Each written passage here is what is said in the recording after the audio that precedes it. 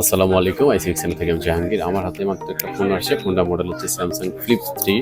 তো এই ফোনটার প্রবলেম হচ্ছে, এর আগে আমি ফোল্ড 3 অথবা 4 এর যে ভিডিওগুলো আমরা দিয়েছি সেই ভিডিওটা দেখে ভ্যাটা আসে আমাদের কাছে। তো এটার প্রবলেম হচ্ছে, এটা যদি চার্জে লাগাই তাহলে সেক্ষেত্রে ওপেন হবে।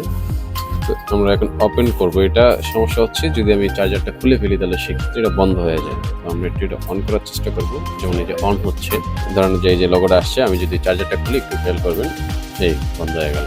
আবার আমি চার্জার লাগাবো, চার্জার দিয়ে ইউজ করা যায় অনেকক্ষণ। তো এখন আমি পুরোপুরি ওপেন করব, ওপেন করে আপনাদেরকে দেখাবো এখন আমি জিনিসটা। এখন আপনি সব ইউজ করতে পারবেন, এখান থেকে আপনি সারাদিন ইউজ করতে পারবেন, কোনো প্রবলেম হবে না। যখন আপনি চার্জারটা খুলে ফেলবেন এটার, তখন এটা বন্ধ হয়ে যাবে, অটোমেটিক ফোনটা বন্ধ হয়ে যাবে তখন। যে ফ্লিপ 3, এখন আমি যদি এটা চার্জারটা খুলে ফেলি, এই বন্ধ হয়ে গেছে ফোন।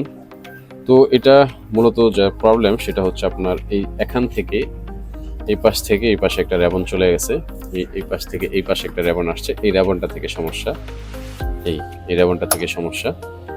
তো এখন আমরা এই র্যাবনটা চেঞ্জ করব, আমাদের সঙ্গেই থাকবেন আপনারা। আলহামদুলিল্লাহ, আমাদের র্যাবনটা ইনস্টল করা শেষ। তো আমরা এখন এটাকে চেক করব। যেমনটা দেখতেই পাচ্ছেন যে আমরা চার্জার ছাড়াই এটাকে অন করছি। তো এখন আমরা পুরোপুরি অন হয়ে কিনা সেটা দেখব।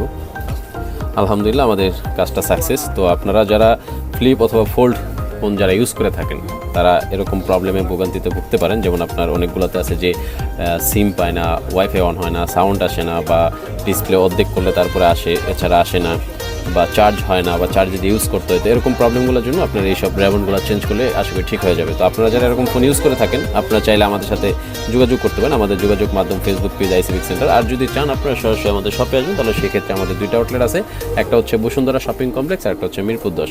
ধন্যবাদ আমাদের সাথে থাকার জন্য। আসসালামু আলাইকুম।